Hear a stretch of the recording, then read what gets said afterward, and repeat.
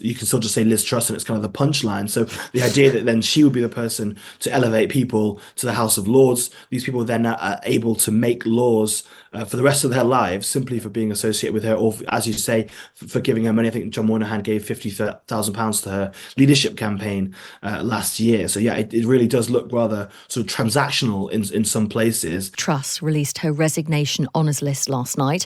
She's recognised one ally for every 4 days. Yeah, she was in power. Let's take a close look at it with Alan Tolhurst, chief reporter at Politics Home. Morning.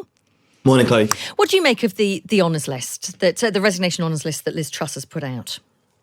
It's interesting. I think maybe because we've seen quite so many over the past few years. I actually looked at it and thought, it's not as bad as it could have been, to be honest. But maybe that's just me being kind of seeing too many of these lists. But yeah, it's pretty extraordinary. I think to recognise, I think, 11 people for 49 days in office and added 3 more people to the House of Lords, which we know is already kind of bulging at the seams, is pretty extraordinary. I think almost as extraordinary as the people that's put in there is some of the people who missed out, really. And it shows kind of the splits amongst her supporters and the split amongst those people who backed her. For example, we've got Kwarteng, her chancellor, who one of her closest political allies. Obviously, they massively fell out. She sacked him. And then before she went herself, he's missed out. She's given her former deputy chief of staff, Ruth Porter, a peerage, but her chief of staff, Mark Fulbrook, has got nothing. So it's kind of interesting to read the runes. We think possibly that she submitted 14 names, only 11 got through. Kind of interesting to see who didn't get nominated or perhaps who didn't get through that process. Yeah, the suggestion by Mark Littlewood, who championed her mini budget and Kwasi Kwarteng's mini budget, he's actually come out saying, well, I was put up, but it was blocked. Yeah, and he stood down as the chief exec of the Institute of Economic Affairs, I think, in preparation for the fact that he was going to be made a peer. And obviously we know this list was submitted back in March. It's taken a long time. And I think there's going to be quite some criticism of the timing of it. It's obviously being released at the same time as the New Year's honours list. And it's kind of hoped, I suppose, that it would that the wider honours stories that are in the papers today would sort of mask perhaps the criticism that we saw of Boris Johnson's list when he resigned. But I think the problem is that all it does is draw a contrast between sort of political cronies and really kind of deserving people. You talked about Tony Hodgel, the incredibly brave boy. We've got fathers of murdered people who were setting up campaigns. You've got amazing work. Like I think one of the survivors of the Westminster terror attack has been given an OBE, and I think all it does, and unfortunately for those people, is it draws a real contrast between those two types of people who've been honoured today. And there was quite a lengthy delay, wasn't there, in this list coming out? Some people that she wanted to honour actually just turning it down.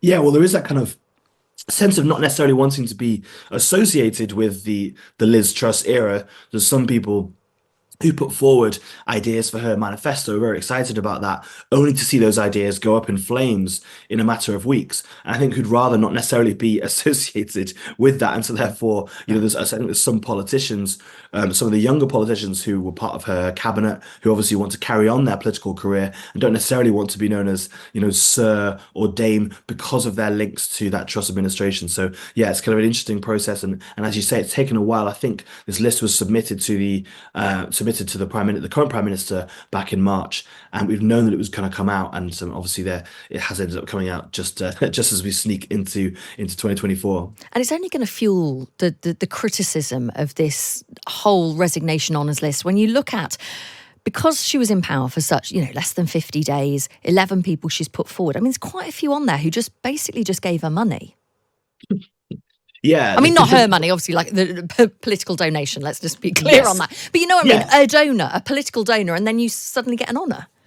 Yeah, absolutely. But I mean, if you look at, I think the last sort of like 4 or 5 people who served as the Conservative Party treasurer have ended up getting honours. Basically, once they've donated £3 million, then they end up getting on. The system is pretty venal. I don't think this necessarily is perhaps even the worst examples of it, but I think it kind of shows. I think when people associate, Liz Truss as, I think people you barely even need to sort of craft a joke about her. You can still just say Liz Truss and it's kind of the punchline. So the idea that then she would be the person to elevate people to the House of Lords, these people then are able to make laws for the rest of their lives simply for being associated with her, or as you say, for giving her money. I think John Moynihan gave £50,000 to her leadership campaign last year. So yeah, it really does look rather sort of transactional in some places. And I think we saw big argument even when David Cameron released his resignation honours list. And since then we've had Theresa May's had Boris Johnson who submitted 49 names that got through, and now Liz Truss too. I think there's definitely going to be continued questions about whether it's still the right thing to do for a departing prime minister to use that kind of position to put people in the House of Lords in this way. Always good to speak to you. Thank you, Alan. Cheers, Chloe. That is Alan Tolhurst, chief reporter at Politics House.